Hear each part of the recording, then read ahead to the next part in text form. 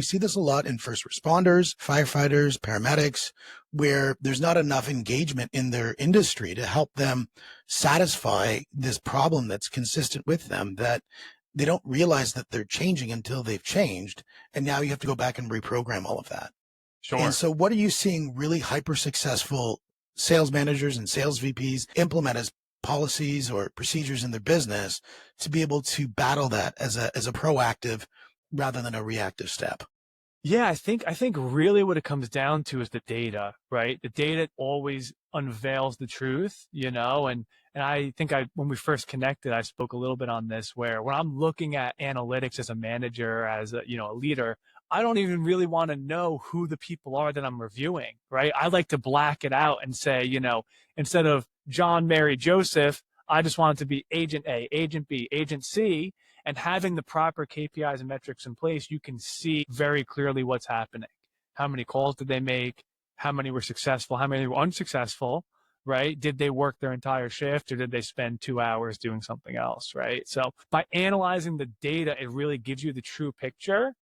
And then you can start to see, okay, why is this rep's conversion rate lower than somebody else?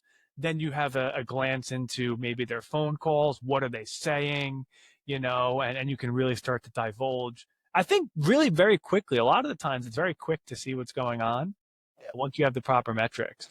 Well, I think the path is always in the math. That came from I think it was Gary Keller who said that, and I believe that firmly, because numbers, while they can mislead us, they don't lie. And it's our job to look at those numbers and see what sort of trends and things that happen that we need to be able to solve. And I know when we were talking, you had specifically mentioned that some companies, have implemented some really interesting anti-burnout formulas in the way that they handle the soft element or the hardscape around financials and gamification processes. Sure. in the sales arena. What are some of the key ones that you've seen stand out as great ways that managers will combat fatigue? Yeah. So I'm not going to talk about it too much during this podcast, but, I am the Chief Operating Officer for CallTools, and having the proper technology and systems in place is something that we see that works extremely well.